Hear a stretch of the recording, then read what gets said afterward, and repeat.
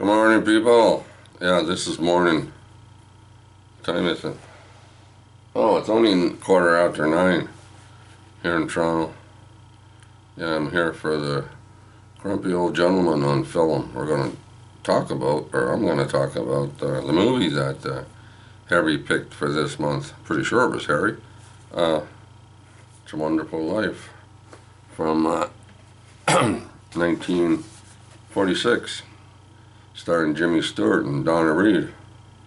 Yeah. So let's talk about this lovely movie. RKO offers a lovely movie from 1946. It's a Wonderful Life. Frank Capra's personal favorite, taken from the short story by Philip Van Doren Stern called The Greatest Gift. Yes, it's a short story. He used to send this out to his friends at Christmas time. And so they put it together and they made a book out of it, and that's how this story came about. Anyway, guess who else was slated to star in this movie? Harry, you want to take a guess? You probably already know, right? Yeah, your buddy, Cary Grant. Cary Grant? Yeah. But of course, Jimmy Stewart got the role. But I'm pretty sure that wasn't this Jimmy Stewart's first role back from the war. He spent the time in the war as flying airplanes, bombers, I think it was. Yeah. So the story, of course, it starts out when he was younger, right? You know, like when they were younger. And the boy that played Jimmy Stewart's part was also in The Preacher's Wife. You know, the snowball scene when they're throwing snowball and that little girl throws the snowball at the boy, he gets in the full flush in the face. Well, he's in it. And the little girl that throws the snowball, she's in It's a Wonderful Life too. It's Susie. I think it's Susie or Susie. She's in it too. Yeah, so James Stewart plays the part of Bailey, right? George Bailey. Yeah. And so here's what happens. The main gist of the movie, you should probably everybody knows it. Anyway, he's short $8,000, George Bailey, right? So he's having a hard time because of that Potter guy. Yeah, he's got the money.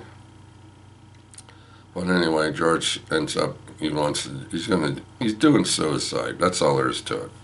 He's at the bridge, he's gonna jump in. So just before he jumps in, an angel jumps in. Henry Travis' character jumps in. So George jumps in and saves him. So the whole thing is, Henry Travis makes it so George Bailey, right, doesn't exist. Wiped out. There's no memory of the town. Anything has to do with George Bailey, right? Donna Reed is an old spinster. She works at the library. He didn't have any kids, all kinds of things, just go all messed up, right, with his life. Terrible, terrible life. His brother died. His brother died in the war. All those men his brother saved, no, he didn't save them at all. They all died too. So when one thing to another, right, everybody dies. Or, not everybody dies, I said that wrong, I guess. But yeah, so yeah, he even ends up at the bar, right? And he's drinking. Him and the angels having a drink and stuff, right? So that was a fun part where they're having a drink, and so it turns out that yeah, everybody did love George Bailey, and everybody. So, this is spoiler alert, of course. I don't usually do spoiler alerts, but sometimes these ones with Grumpy Old Gentleman I do. But anyway. The thing is, at the end of the movie, George Bailey has a lot of friends. He has a lot of friends. So yeah, every time you hear a bell ring, an angel gets his wings. Very good movie, an excellent movie. I think I gave this movie, if I remember right, I think I gave it an 8.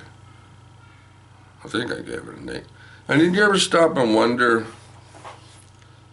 about this movie? You know, Mr. Potter. the guy, the old guy, Lionel Barrymore, that's sitting in that wheelchair.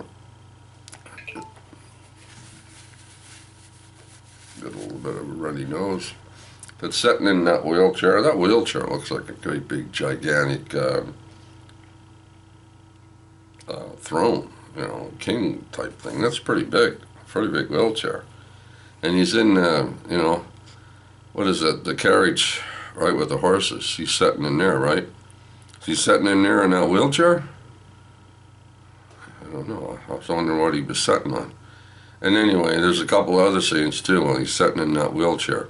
But you never see him going anywhere and coming or going in that wheelchair, right? I mean, there's no scenes, right? I always find it fascinating. How did he get up on the second floor? The buildings and loans. Wasn't that on the second floor? Go up those flight of stairs, right?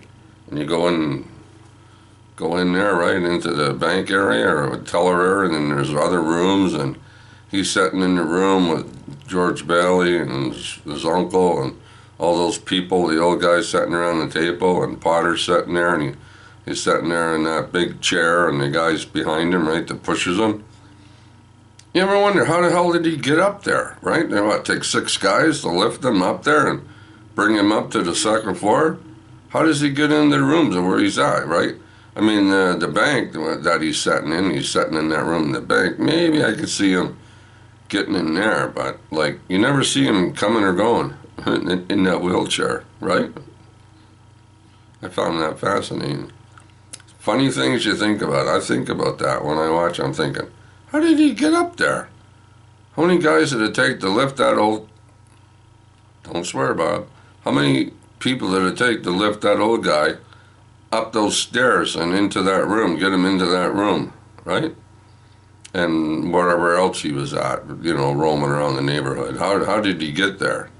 But yeah, that's It's a Wonderful Life from 1946, starring James Stewart.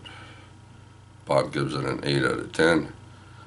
And I hope all my grumpy old gentlemen friends here are all going to have a lovely Christmas and a happy holiday.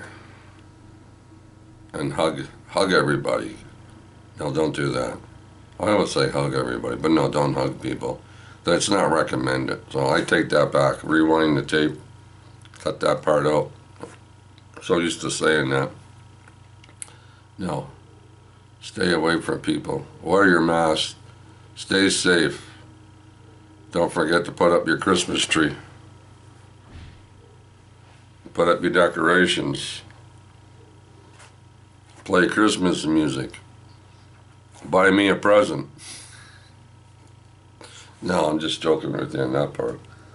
But yeah, all my Christmas shopping is done. Everything's finished. I don't have to do nothing. The rest I just stay here. Go down to the grocery store once a week or whatever. Go to the variety store. But I don't go shopping. No more shopping for Bob. No Walmarts or any of those kind of stuff. So, yeah. Oh yeah, and the other thing about this movie, it lost money. It lost over $500,000. And it took a long time to recuperate that money. People went and seen the movie, of course, but it didn't do well at the box office. And for some reason, my memory serves me correct. I don't think this movie was showing at the box office in December. I think it was out before December. What was it, October? I'm trying to remember all this stuff. And hardly anybody went and seen it.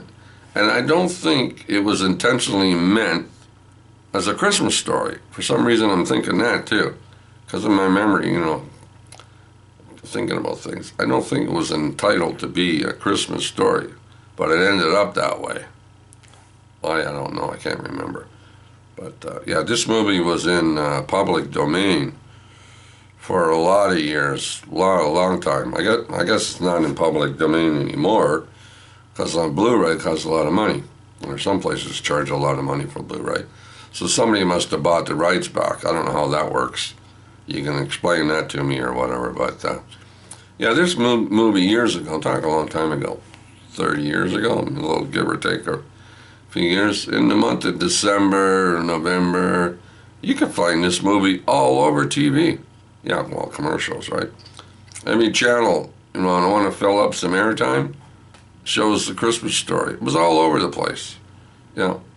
How many times have I watched this movie over the years?